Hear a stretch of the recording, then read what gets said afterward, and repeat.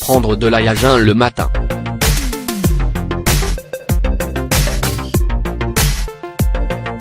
Faut-il prendre de l'ail à jeun le matin? De nos jours, les avis sont partagés sur ce point. On entend dire très souvent qu'il s'agit d'un remède de grand-mère dont l'effet n'est pas prouvé. Il est pourtant connu que l'ail est efficace dans la prévention et dans la guérison de diverses maladies.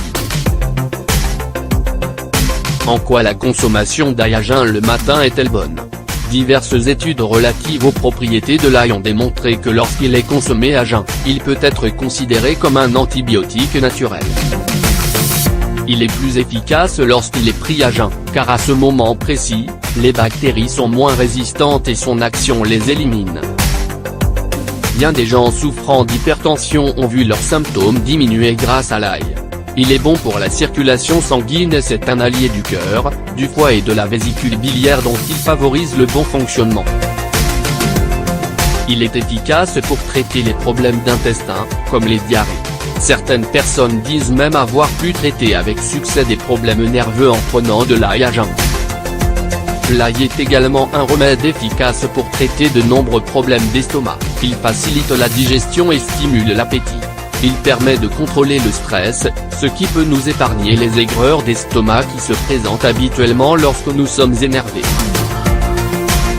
L'ail est renommé un peu partout dans le monde pour ses multiples avantages. C'est la raison pour laquelle il est considéré depuis très longtemps comme un aliment curatif. L'ail, un élément de la médecine alternative. Dans la médecine alternative, l'ail est considéré comme l'un des aliments les plus efficaces pour détoxifier l'organisme. Les spécialistes de cette branche de la médecine assurent que l'ail est excellent au point d'expulser les parasites et les vers intestinaux, et qu'il constitue une protection face aux maladies comme le typhus, le diabète, la dépression et certains types de cancers. Deux composants principaux bons pour la santé entrent dans la composition de l'ail, la lysine et le disulfure de diallyle. Les personnes allergiques à l'ail doivent tenir compte de deux choses très importantes.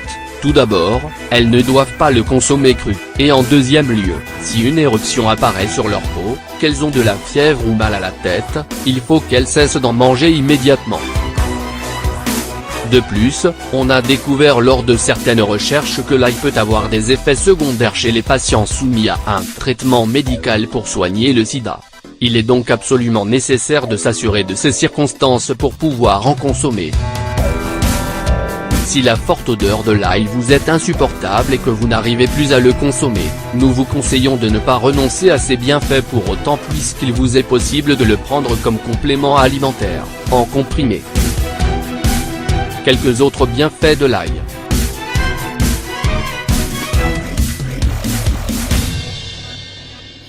L'ail et ses effets sur les maladies respiratoires, il fait des miracles dans la prévention et la guérison de maladies telles que la tuberculose, la pneumonie, le rhume, la bronchite chronique, la congestion pulmonaire, l'asthme et la coqueluche.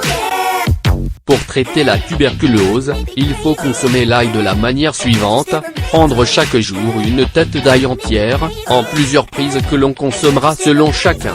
Il est préférable de le consommer cru ou à peine doré au four.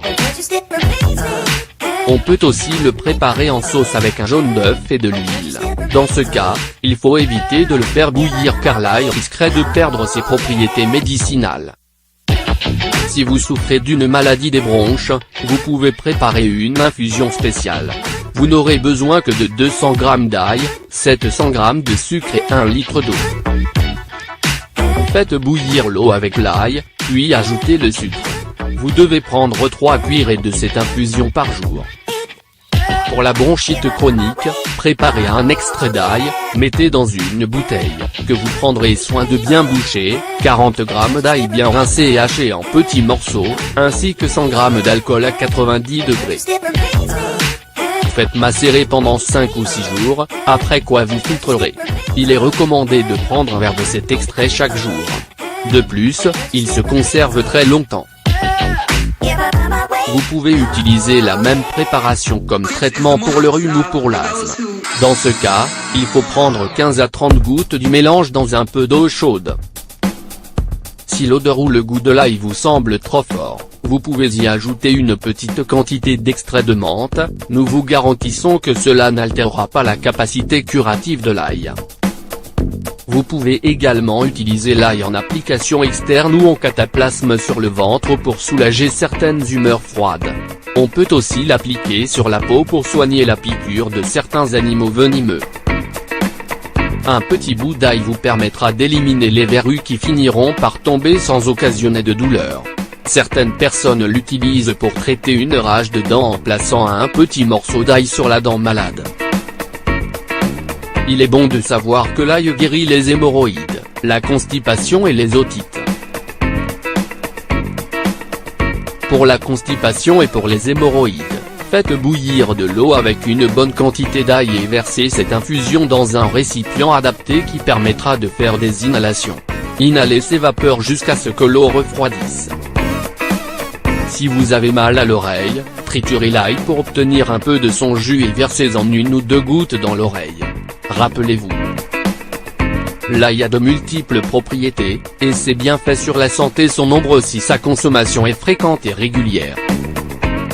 Il nous est possible de profiter chaque jour de ses propriétés médicinales et curatives, ce qui nous permettra de vivre plus sainement de façon naturelle.